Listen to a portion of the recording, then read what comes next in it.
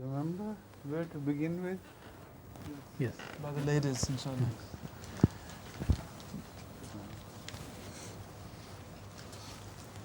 There is small number of ladies today. Yes, I think Sister Salima didn't manage to get the transport in time to get here.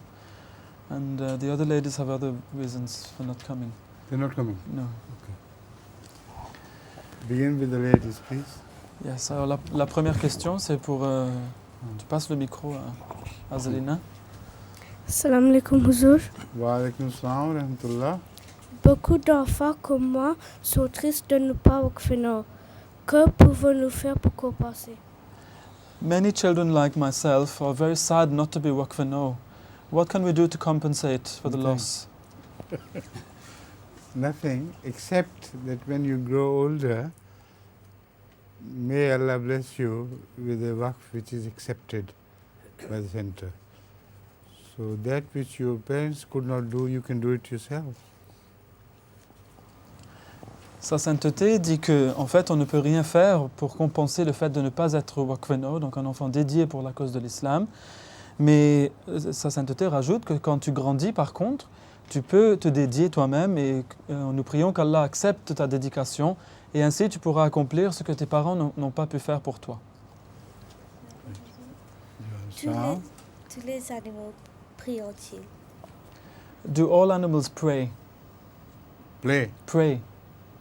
Yes, everything prays, but we do not understand their prayers because they do not pray in our language, they pray with the feelings.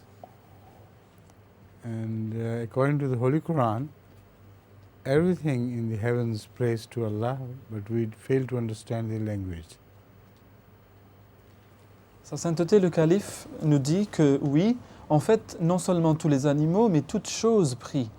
Mais nous ne comprenons pas, nous ne cernons pas cette prière, car ils ne prient pas dans notre langue. Ils prient dans le langage des sentiments, on peut dire. Et c'est ainsi que le Saint-Coran nous informe que toute chose a sa forme de prière de Dieu, mais nous ne le comprenons pas. Yes, Pour quelle chose Hazur prie-t-il le plus? What does Hazur pray the most for?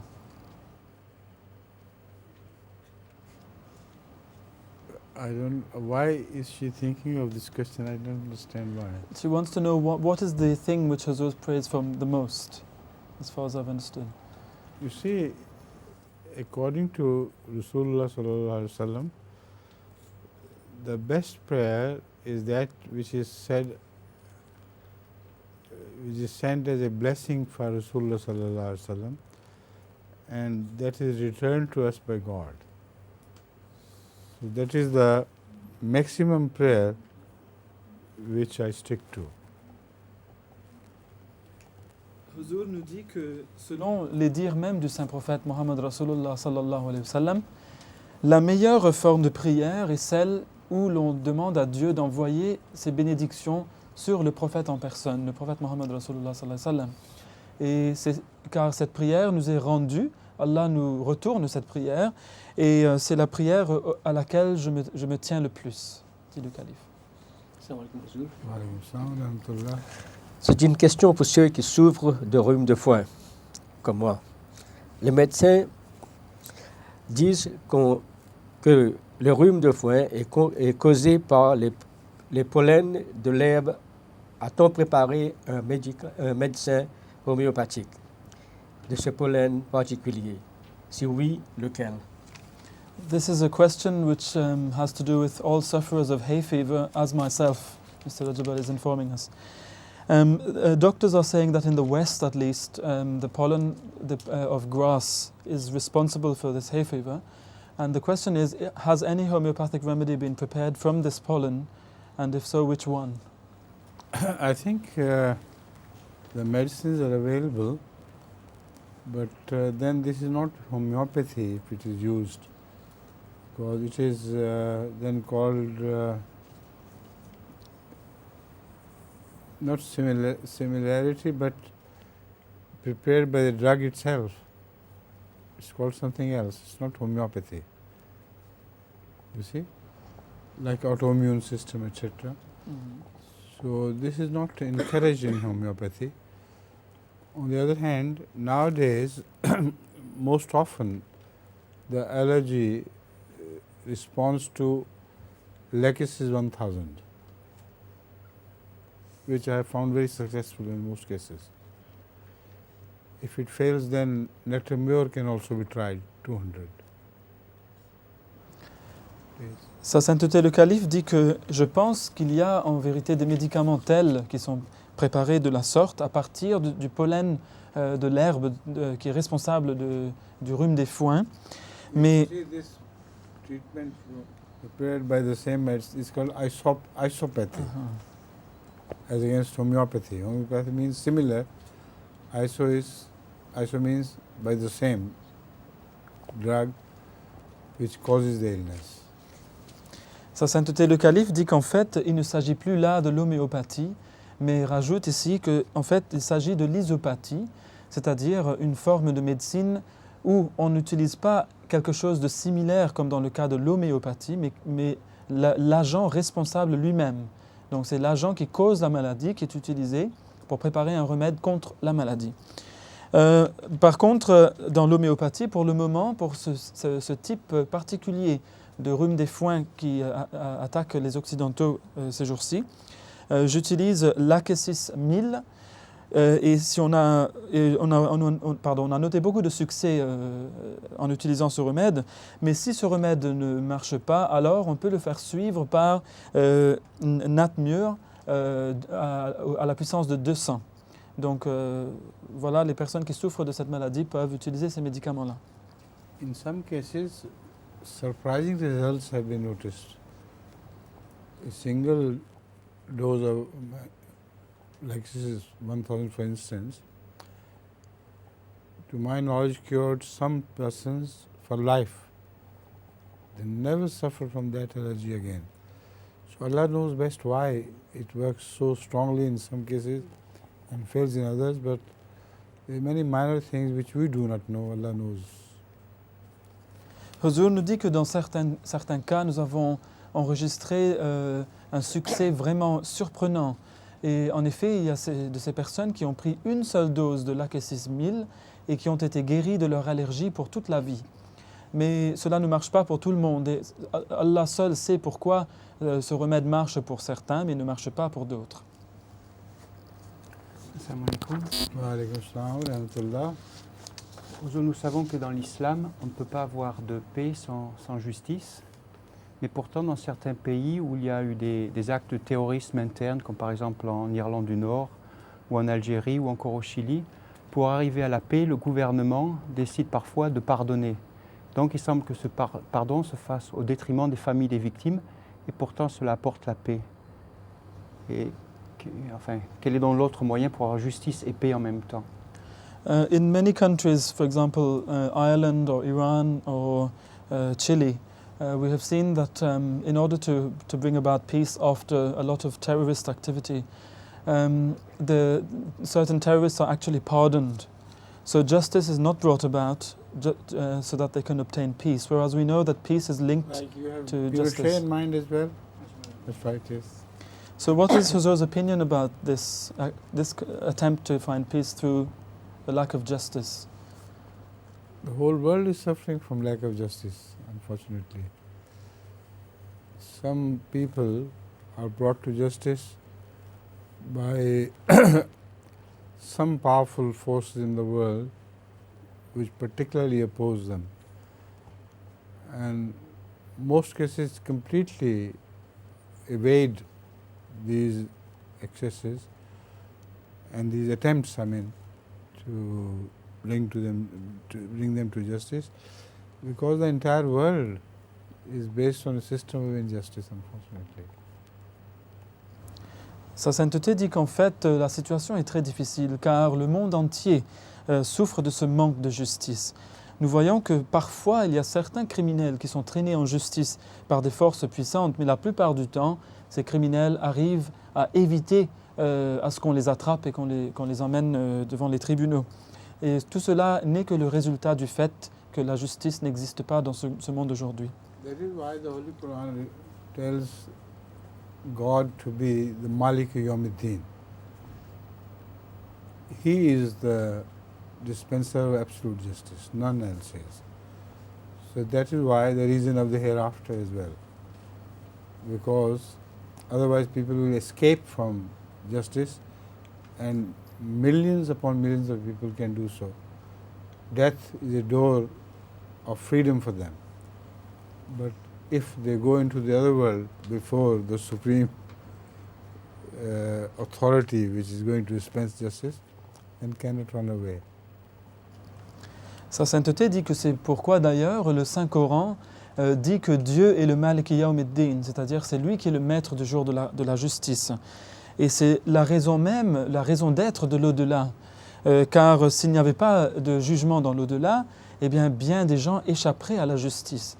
Et il y aurait des millions de personnes qui pourraient échapper ainsi. La mort ne serait pour eux qu'une porte vers la liberté. Mais lorsqu'on sait qu'ils vont se rendre devant un maître qui a le contrôle sur la justice et dont ils ne peuvent échapper, là on comprend qu'il y a cette justice inhérente dans ce système, comme le Saint-Coran l'a expliqué. Lors de son mirage, il fut offert au saint prophète Mohammed sallallahu alayhi wa sallam 2 boissons, l'eau et le lait. C'est le lait et le vin. Il a choisi le lait, sur quoi l'ange Gabriel a dit: tu as bien choisi. Si tu avais choisi le vin, ton peuple serait égaré. Comment doit-on expliquer cela alors que nous savons qu'en général, aujourd'hui, les musulmans sont égarés? During the Miraj, the Holy Prophet Muhammad Rasulullah sallallahu alaihi wasallam said that he saw that he was being presented with 2 vessels, one containing milk and the other containing wine. And this is according to a report from Muslim. 3 vessels, not Yes.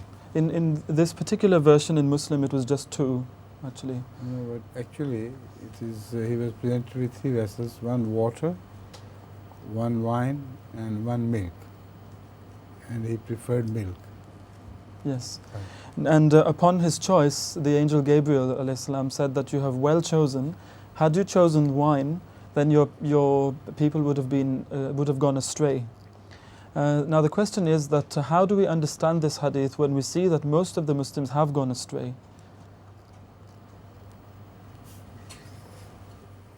They decided later on to accept wine instead of milk.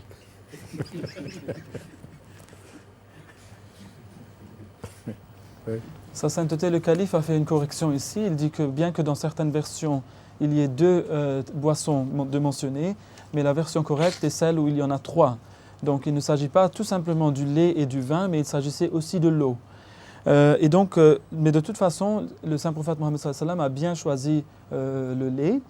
Et sa sainteté dit que, en fait, ce n'était pas la faute au prophète Mohammed sallallahu alayhi wa sallam, c'est son peuple plus tard qui a décidé de choisir le vin plutôt que le lait. Et c'est pour ça que le peuple a été égaré par la suite. D'aucuns disent que des sourates doivent être récitées après la sourate Al-Fatiha dans toutes les 4 rak'at de la première prière sunna de Zohar. D'autres disent qu'on ne doit le réciter que dans les 2 premières. Laquelle des 2 opinions est la juste? Some people believe that in the 4 rakats of sunnah of the prayer of Dhuhr, surahs should be recited after Surah Al-Fatiha in all 4. Others believe that it's okay to say in 2 and not in In the the first 2, some verses of the Quran should be recited after Surah Fatiha, but not in the last 2. Sa sainteté corrige et dit que non. Selon lui, dans les 2 premières rak'at de ces 4 rak'at de sunnah dans la prière de Dhuhr, il faut que l'on récite des sourates après la récitation de la sourate Al-Fatiha, mais pas dans les 2 suivantes, c'est-à-dire la 3e et la 4e. Donc là, on ne va réciter que la sourate Al-Fatiha. Assalamu alaikum, Huzour. Wa alaykum assalam wa rahmatullah.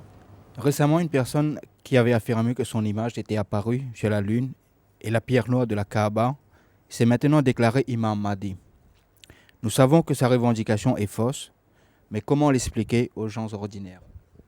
Recently, somebody who had declared that his image had appeared on the black stone in the Kaaba and also on the moon has now declared that his...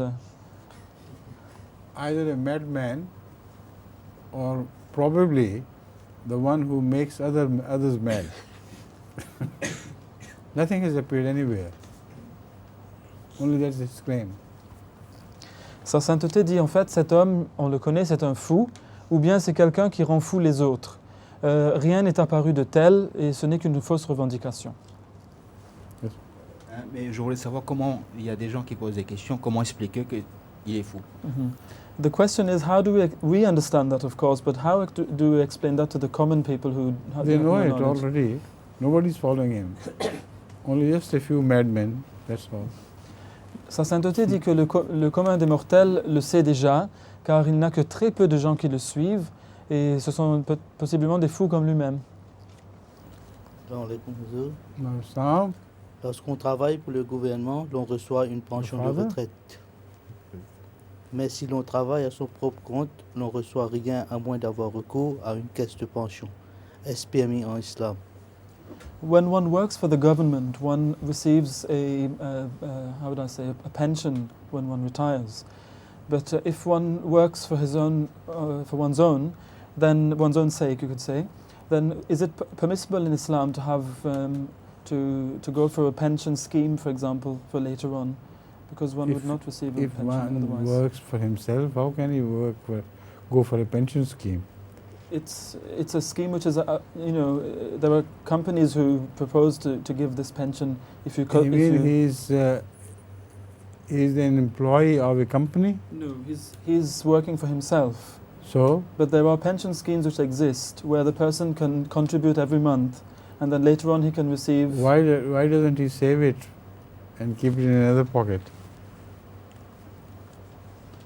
That is the point. Naturally, it is because of his interest in interest. Otherwise, he would not have preferred it. But to save something separately is much better and more blessed in the sight of Allah. So, of course, he wouldn't earn any interest on it, but Allah knows how to compensate for that. Sa sainteté dit que, en fait, s'il avait mis de côté la somme au lieu de la cotiser dans cette caisse de pension, eh bien, cela aurait valu mieux, car naturellement, ce n'est que son intérêt pour l'intérêt qui va donc s'accroître sur la somme qu'il aurait investie. C'est cela qui le pousse à aller justement vers cette caisse de pension. Mais en fait, s'il faisait des économies, cela serait bien meilleur et plus béni aux yeux de Dieu. Et Allah, il a ses moyens, il sait comment donc compenser pour cet intérêt qu'on aurait pu trouver ailleurs. Nous constatons qu'il n'existe pas encore une opposition ouverte à notre tablique en Occident. Quelle en est la raison et pensez-vous qu'un jour elle viendra? Si oui, comment devons-nous nous y préparer? I have noticed that in the West there is not yet a very open kind of opposition towards our message. Does Huzur believe that this kind of opposition will come as it has shown its head in other countries? And if so, what preparations should we make now? It all depends on the rate of your success. As long as a country considers you to be small in number and power and an entity which cannot create a threat to the existing system, they don't take you seriously, they don't oppose, they do not consider you worthy of being opposed so strongly. So it all depends on when you gain that strength. Then of course all the forces of the government, etc., will be strongly opposed to you and a struggle will begin which will eventually result in Ahmadiyyat's success, inshallah. Sa sainteté le calife dit qu'en fait ce phénomène de l'opposition au message donc de la vérité dépend sur le taux de réussite que vous avez. Tant qu'un pays vous croit ou vous considère comme étant un petit groupe, un groupe peu nombreux, et ce pays va donc croire que vous ne constituez pas une menace envers le système établi, et donc vous ne méritez pas, selon eux, leur attention. Mais dès que vous commencez à avoir un grand nombre, vous influencez un grand nombre de personnes, dès lors, les forces gouvernementales vont commencer à s'opposer à vous. Cela est donc la loi qui s'applique dans tous ces cas, donc cela va s'appliquer lorsque ce sera le cas.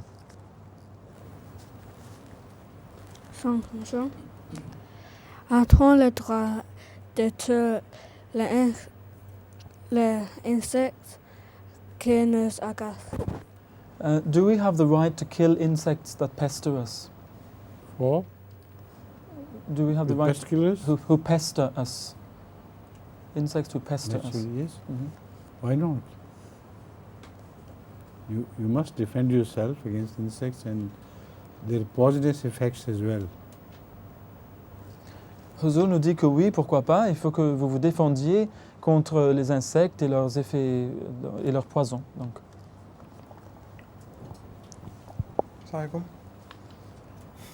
Ma question se rapporte à la chapitre 2, verset 147 du Saint-Coran, qui dit comme suit. Ceux à qui nous avons donné le livre le reconnaissent comme ils reconnaissent leur propre fils. Mais il y en a qui dissimulent la vérité sciemment. Et c'est la vérité émanant de ton Seigneur. Ne sois donc pas du nombre des incrédules. Je m'intéressais à lire ce verset dans lequel Dieu nous a présenté une similitude sans doute. Bien qu'il a souligné l'importance d'accepter le livre quand il nous vient, pourriez-vous détailler la signification de cette similitude? Comment peut-on reconnaître un livre tout comme on reconnaît son propre progéniture? The question is based on verse 147 of chapter 2, Surah Al-Baqarah. أعوذ بالله من الشيطان الرجيم بسم الله الرحمن الرحيم الذين آتيناهم الكتاب يعرفونه كما يعرفون أبناءهم وإن فريقا منهم ليكتمون الحق وهم يعلمون. Ceux à qui nous avons donné le livre le reconnaissent comme ils reconnaissent leur propre fils, mais il y en a qui dissimulent la vérité sciemment. The English translation of this verse is as follows: Those of whom we have given the book recognize it as the truth, even as they recognize their sons. But surely some of them conceal the truth knowingly. The question is that, having read this verse, I was wondering that, of course, Allah wants us to recognize the truth of the book, but what is the relationship between recognizing the book and recognizing one's own sons? I think it is rather early for him. Unless he gets married and begins to recognize his son, he will not fully understand this. One understands that a son is born to him, and although he is not, he does not stand guard over the wife all the time, he still can recognize his sons because they have the imprint of the person in them or upon them. And due to the imprint, they recognize this has to be my son. Similarly, the book has the imprint of God, and nobody can fail to recognize that imprint of God.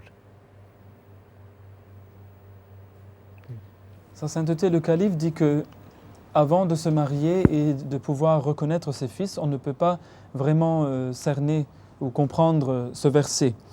Mais quoi qu'il en soit, ce qui compte, c'est que l'on ne peut pas surveiller sa femme à tout moment, mais malgré tout, lorsqu'on a un fils, l'on reconnaît son fils car le fils porte l'empreinte du père. Et tout père peut donc reconnaître facilement son fils par l'empreinte de lui-même que ce dernier porte. De même, le livre d'Allah va porter l'empreinte d'Allah. Et c'est ainsi que, tout comme on reconnaît sa propre empreinte sur son fils, si l'on connaît un peu l'empreinte de Dieu, on ne pourra pas donc ne pas reconnaître cette empreinte dans le livre. C'est ainsi qu'on va reconnaître le livre comme venant de Dieu.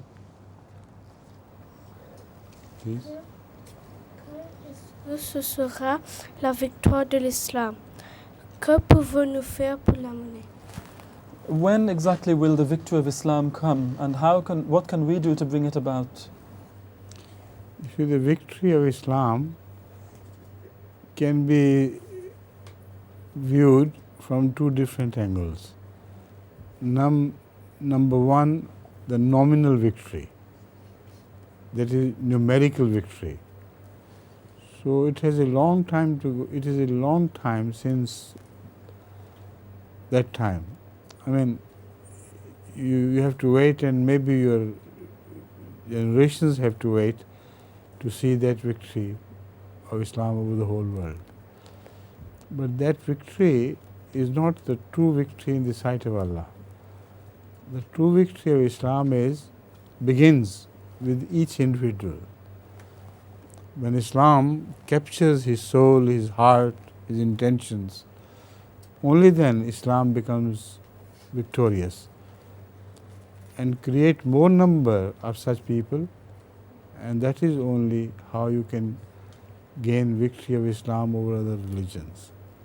And that is what we are trying to do, to make new converts understand the true victory does not lie in numbers.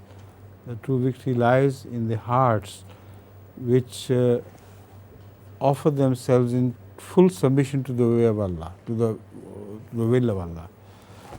And that is what I always pray for, and that is the true meaning of victory of Islam over other religions. Sa sainteté le calife dit que la victoire de l'islam peut être considérée sous deux angles. Le premier, c'est que nous pouvons la considérer comme étant une victoire numérique, c'est-à-dire une victoire dans le nombre, où il y a beaucoup de gens qui ont accepté l'islam. Mais cela, en fait, il faut que l'on attende encore longtemps. Peut-être qu'il faudra, comme sa sainteté le calife l'a dit à Zeyna, il faudra que tu attendes longtemps, peut-être que plusieurs de tes générations devront attendre de voir cette victoire-là se passer. Mais cela ne sera quand même pas la vraie victoire, la réelle victoire, ce n'est pas cela aux yeux d'Allah. Car la vraie victoire est une victoire personnelle. Et c'est la victoire où l'islam capture finalement le cœur et l'âme de la personne. Ça, c'est la vraie victoire. Et ce n'est que lorsque cela aura lieu chez tous que l'islam aura vraiment eu la victoire sur toutes les autres formes de religion.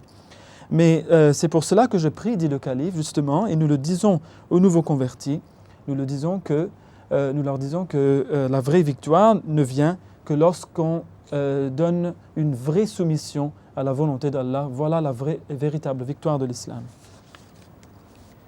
Quelle est la meilleure prière quand on a des problèmes?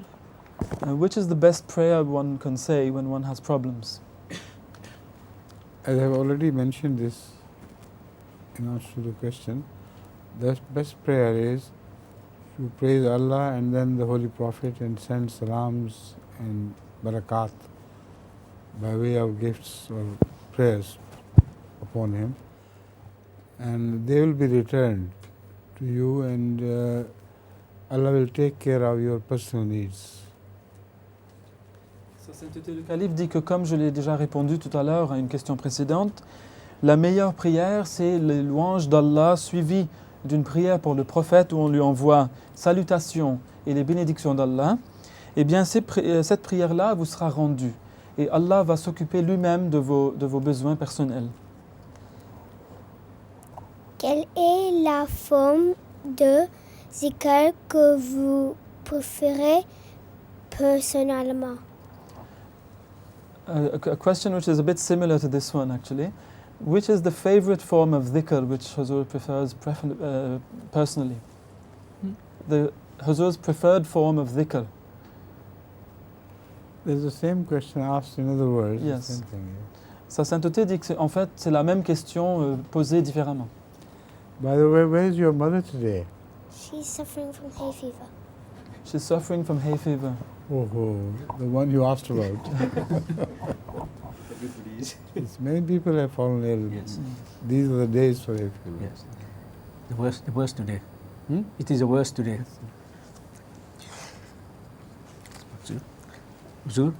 Pour résoudre les problèmes psychologiques, il existe une méthode qui semble donner de bons résultats. Les gens sont réunis en petits groupes et discutent de leurs problèmes devant les personnes présentes. Dans l'islam, il n'est pas conseillé de discuter des problèmes de couple en public, mais peut-on discuter d'autres problèmes en public? This question is about finding solutions to psychological problems. There's a new method which has come about now, which is to discuss one's psychological problems in front of other people in a group, perhaps who suffer from similar things. And it seems to bring out good results. Now in Islam we know that we're not supposed to talk about certain things, like for example problems in the marriage or things like this. But is it allowed to discuss about certain problems, perhaps some, not all, but some in public, to find a solution to them? You see, Majlis Shura is held for this purpose, to have such problems discussed publicly which have the public nature. But as far as the personal problems are concerned, for that namaz-e-tahajjud is ideal. To get up at night and discuss all the problems with somebody who already knows. Then you could bring up everything within you without shame, without any fear. And that is the best way of bringing out the subconscious, suppressed problems. Sa sainteté dit qu'en fait, le Majlis Shura, ou la réunion consultative de notre communauté Ahmadiyya, est déjà en train d'être tenue pour résoudre ces problèmes qui sont de nature publique. Par contre, pour les problèmes personnels, la meilleure méthode qui a été mentionnée par Huzour ici, c'est la prière de Tahajjud. Lorsqu'on se lève la nuit tout seul devant Allah, devant un être qui connaît déjà vos problèmes, et sait tout ce qu'il y a en vous, et que vous présentiez ça devant lui, eh bien voilà un être qui peut les résoudre, car vous n'aurez pas honte de parler de vos problèmes très intimes et qui sont très profondément enfouis en vous-même, et vous pourrez les amener devant lui et vous pourrez trouver une solution ainsi. Il y a certains scientifiques qui pensent que la vie aurait pu être amenée sur Terre sur une météorite, des bactéries qui seraient tombées sur la Terre. Est-ce que cette explication est en accord avec les versets du Saint-Coran sur la création? Some scientists have advanced the theory that life actually might have come from space. It might have been some kind of life form which arrived on Earth in meteorites, for example, and thereafter it spread. Could this theory be said to be in line with the Quranic explanation of life and the origins of life? I don't think there is any need for such theory to develop. But even if life is imported from other universe, still there has to be a beginning of life. That is the question which the scientists cannot answer. They evade it, but they cannot answer it. So the Holy Quran straightforwardly tells you that Allah created life, and that's enough. And all this discussion is being taken up by me in my book, that is Nationality and Revelation. Sa sainteté dit qu'il n'y a nul besoin de cette théorie, car même si la vie avait été importée d'un autre univers, il aurait quand même fallu que cette vie-là ait une origine quelconque, qu'elle ait été créée, sinon ici, alors là-bas. Donc les scientifiques évitent ce problème, ils essayent d'éviter ce problème, mais en fait ils n'y arrivent pas, car ils savent qu'il faut bien qu'il y ait eu un commencement. Mais cette question a été reprise déjà dans mon livre, donc Sa Sainteté a écrit le livre sur la rationalité, la révélation, etc., que vous connaissez, et donc on peut trouver cette réponse dedans. Qu'est-ce que la jizya et comment son taux est-il calculé? Aussi, pourquoi le jizya n'est-elle mentionné que dans la sourate Al-Taba, verset 29? What is jizya and how can its rate be calculated, and why has it been mentioned only in Surah Tawbah in the Quran? Who? Jizya. Jizya? The jizya. Jizya. Yes. Mm-hmm. Jizya is in fact the tax which people have to pay if they are conquered. Because when they are conquered, their theories, taxes are imposed upon them for the war which was created by them. So this is a normal thing. But Islamic system of jizya also requires that after they pay jizya, then the government is responsible for their security, fully responsible. In that case, Islamic system of jizya is far better than the one practiced in the world today. Moreover, jizya works out to be less than zakat. So the Muslims pay more for the security and the services, etc., than the conquered nations have to do. Excuse me, Huzur, there was one little part left of the question, if I may. It was that... vous pouvez répéter la dernière partie, s'il vous plaît? Aussi, pourquoi la jizya n'est-elle mentionnée que dans la sourate Al-Tawbah? Yes. Somewhere it has to be mentioned, so it's enough it's mentioned there. Why are you worried about it? The Quran deals with the subject and that's enough. Sa sainteté dit que... That may be the reason why it is mentioned only once, because it is less often used or predicted. Sa sainteté, le calife, nous dit que la jizya, en fait, est une taxe qui est payée par un peuple lorsque ce dernier est conquis. Car lorsqu'un peuple est conquis, des taxes lui sont souvent imposées pour les guerres qui ont été créées par le peuple lui-même. Le gouvernement, selon l'islam, et ce n'est que selon l'islam, sera dès lors responsable. Ayant perçu cette taxe, ce gouvernement sera responsable de la sécurité du peuple conquis qui a payé la taxe. Et cela, donc, constitue une taxe bien meilleure que les taxes similaires qui sont imposées par différents gouvernements dans le monde d'aujourd'hui. Mais remarquez que le taux de la jizya s'avère être moins que celle de la zakat. Et donc, dans la pratique, à cause de toutes les contributions que font les musulmans dans la société, et les non-musulmans qui sont sous le gouvernement musulman se voient en train de payer moins que leurs concitoyens musulmans.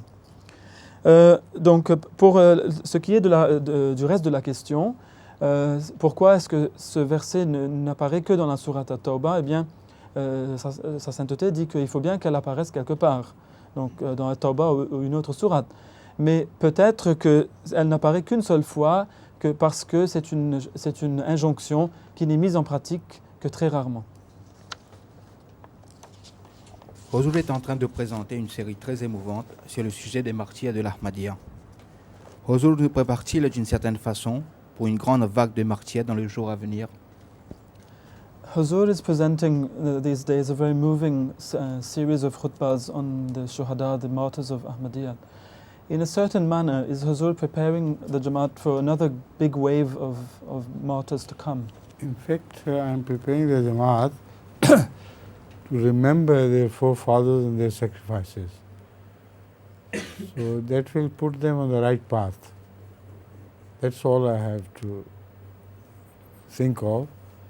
And that will also give a new life to their forefathers, because they will think of their sacrifices and in them they will begin to live. Sa sainteté, le calife, dit qu'en fait, je suis en train de préparer la Jamaat à travers cette série de sermons sur les martyrs de la Jamaat Ahmadiyya. Je prépare les membres de la Jamaat à se rappeler encore plus des sacrifices qu'avaient offerts leurs ancêtres, ou bien ceux qui les avaient précédés dans cette Jamaat. Et ainsi, ils pourront aussi donc se préparer à les imiter, et de cette façon, leurs ancêtres retrouveront une nouvelle vie à travers cela, et c'est tout ce que je puis dire à ce moment, dit le calife. See, there is a common tendency among the people to gradually move away into the world and be absorbed in their activities in the world. So this serves as a reminder to them constantly that maybe all that the greatness you achieve in the world is because of their sacrifices.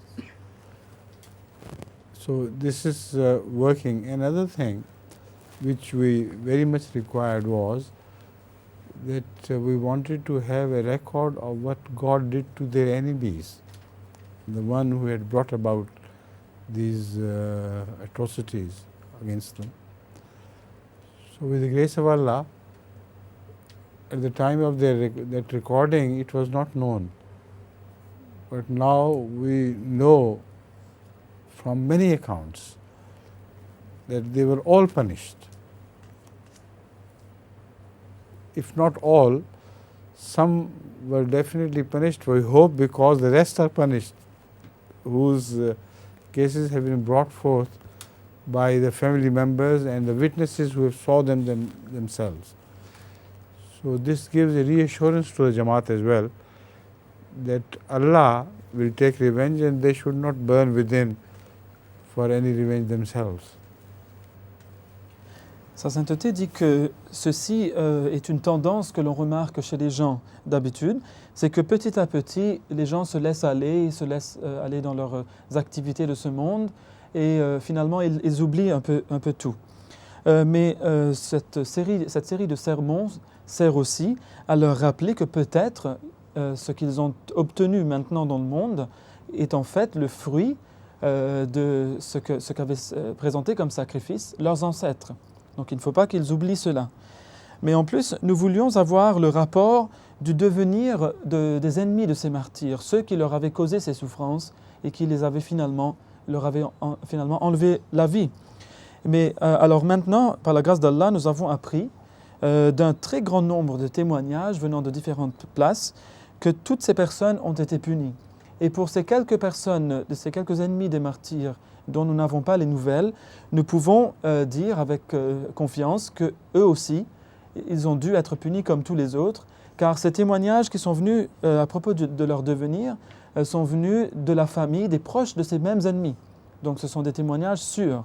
Et alors il faut que les Ahmadis, en voyant cela, se sentent renforcés et qu'ils sachent que Dieu est là pour prendre leur revanche et que donc ils ne devraient pas être consommés par le feu de ce désir de prendre la revanche eux-mêmes. Il faut qu'ils voient que Dieu est certainement en train de prendre la revanche pour eux. Est-il conseillé d'envoyer ses enfants à une école privée dite islamique, dirigée par des non-Ahmadis? Is it advisable to send one's children to a private school, a so-called Islamic school, which is being run by non-Ahmadi Muslims? You always run the danger of the children being influenced by the non-Ahmadi views which are imposed upon them. So it is much better to send them to ordinary secular schools in which no religion is taught, but the religion can be taught to them in their homes. Huzur nous dit que vous courrez toujours le danger de voir vos enfants être influencés par les opinions de ces musulmans non ahmadis, des opinions d'ailleurs qui leur sont imposées. Mais donc je dirais qu'il vaudrait mieux les envoyer dans ce cas-là à des écoles séculières où aucune religion n'est enseignée. Et ainsi, vous pourrez les sauver de cette influence mauvaise et en même temps, vous pourrez leur enseigner leur religion à la maison. Huzur est-il télépathe? Si oui, comment a-t-il développé ses pouvoirs? Does Huzur have telepathic powers? And if so, how did Huzur develop them? I have noticed that I have some telepathic powers, but I never developed them myself with conscious effort. Sa sainteté dit que j'ai remarqué que je possède certains pouvoirs télépathiques, mais je ne les ai pas développés consciemment moi-même. Cela va sans dire que les gens vivant en France et dans les autres pays francophones ont une chose en commun, à savoir qu'ils parlent français. Le monde francophone comporte des gens de différentes races et couleurs. Pourriez-vous détailler la signification du verset 23 du chapitre 30 du Saint-Coran qui parle de la relation entre les cieux et la terre et les gens de différentes couleurs et qui parle de différentes langues? This question is based on a verse of the Holy Quran once again.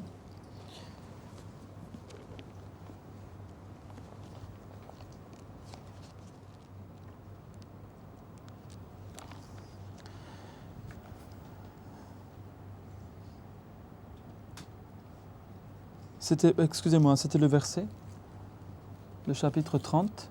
23, 30. Ah, pardon. It's chapter 23, verse 30. I'm sorry. 23, 30.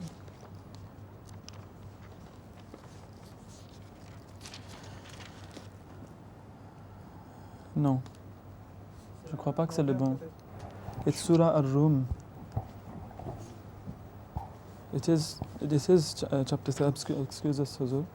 Excuse us for this little mishap.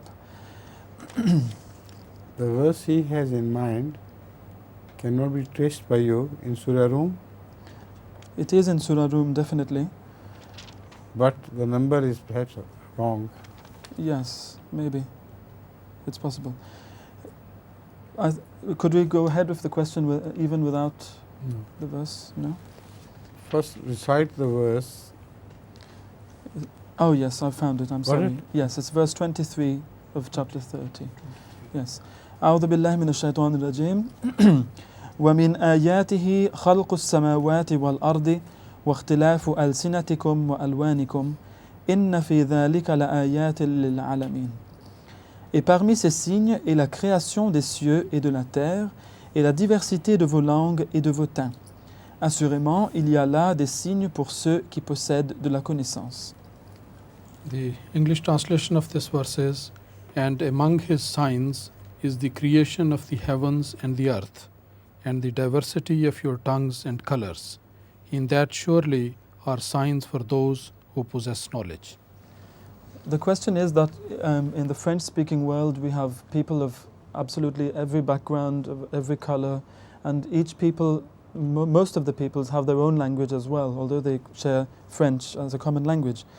And the question is, this verse is particularly interesting for the French-speaking world because they share some of the characteristics mentioned in this verse here.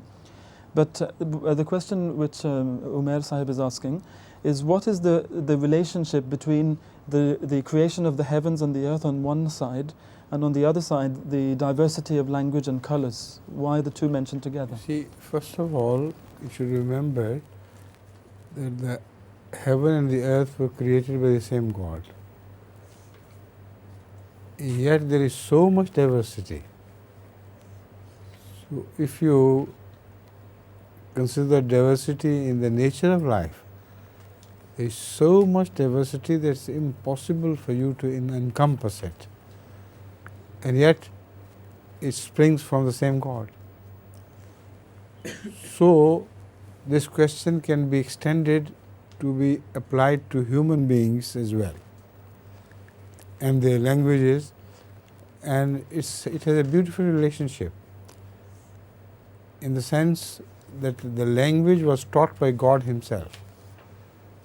Otherwise, all other animals other than man do not know any language, except for a very small sign language which they understand in a very small circle. But for a language to begin is the most amazing thing, most astounding thing for scientists, to have created such vast difference between man and animals, man and other animals. So that is why the Holy Quran requires us to believe that the language was also taught by Allah Himself. خَلَقَ الْإِنسَانَ عَلَّمَهُ الْبَيَانَ. He created man and taught him how to express himself.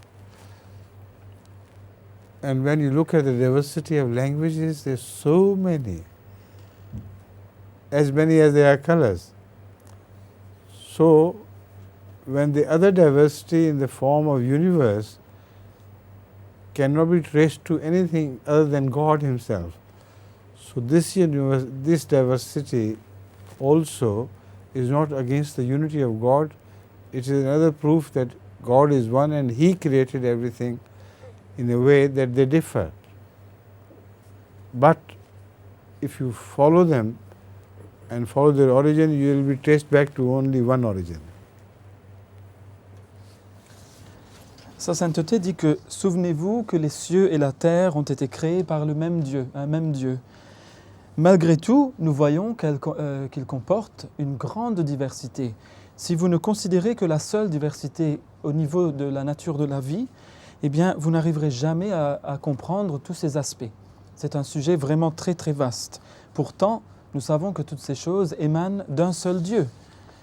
Si vous appliquez à présent ce principe aux différentes langues ou aux différentes couleurs, vous verrez que Dieu lui-même a enseigné les langues aux hommes. Et les animaux n'ont pas reçu cette langue.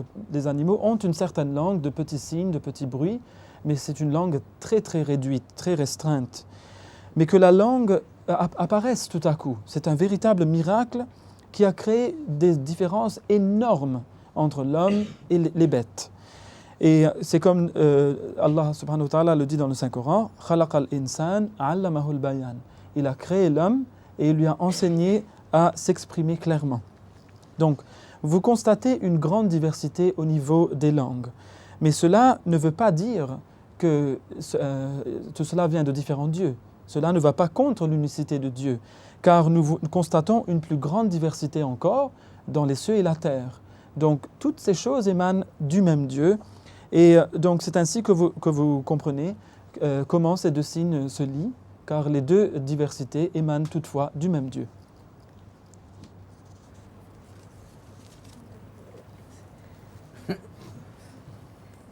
You willingly pass it on to the next round?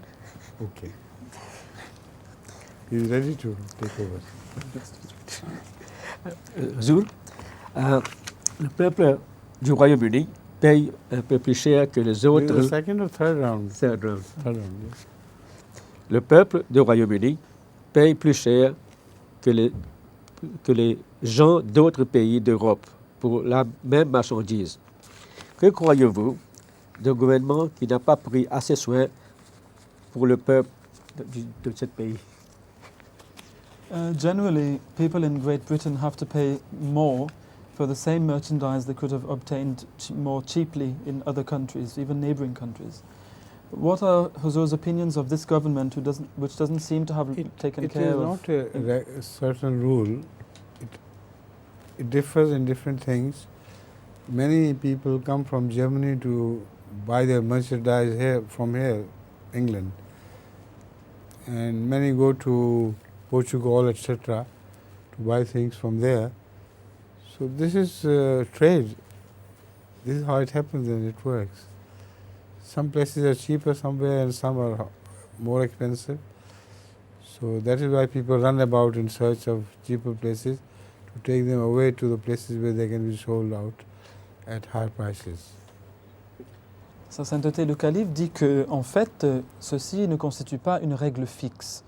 En effet, nous voyons des gens venir d'Allemagne en Grande-Bretagne pour acheter leurs marchandises ici. Donc cela dépend de la chose. Certaines choses sont plus chères, certaines choses sont moins chères. Il y en a qui vont aussi de même au Portugal, par exemple, pour acheter certaines marchandises. Mais tout cela, c'est du commerce, et c'est pour cela que les gens doivent courir à gauche et à droite pour chercher le meilleur marché pour différents articles, différentes marchandises, et ce n'est pas une règle fixe. La question que je voudrais poser concerne la tradition qui a été mentionnée précédemment à propos du choix qui a été donné au saint prophète entre le lait, le vin et l'eau. Et Gabriel aurait dit ce qui s'était passé s'il avait choisi le vin, mais pas s'il avait choisi l'eau. Quelle est la signification de l'eau? Pourquoi est-ce qu'elle a été donnée dans le choix avec le lait et le vin? This question is based on a previous question on the hadith, on the Miraj Sharif of the Holy Prophet Muhammad sallallahu alaihi wasallam. It is that it seems that the angel Gabriel had expressed an opinion on the wine, that if the Holy Prophet Muhammad sallallahu alaihi wasallam had chosen the wine, then his people would have gone astray. But he doesn't seem to express his opinion on the water. So what was the role of the water there? You see, first of all, let me again express the question. The question of wine not having been rejected, instead of applying to the people, applies to the Sharia of Muhammad Sallallahu Alaihi Wasallam. And it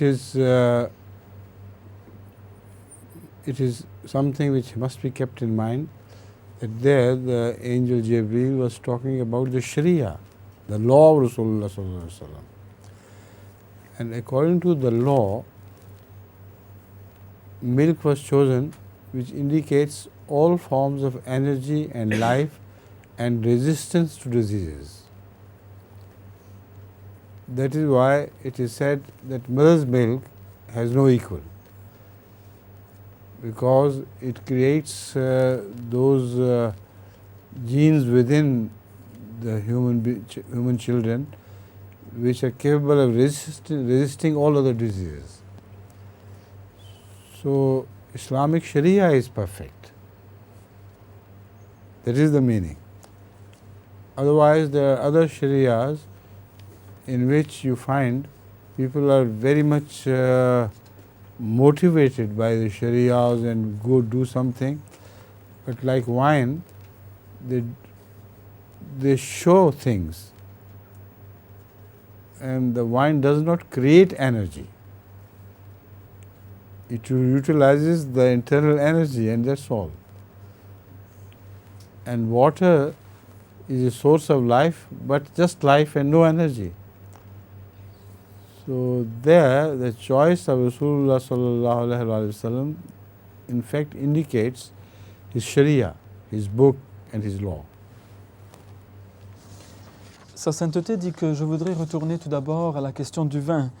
En fait, ce qu'avait dit l'ange Gabriel alayhi salam ici s'applique à la charia du saint prophète Mohammed sallallahu alayhi wa sallam et pas à son peuple. Ceci doit rester dans notre esprit.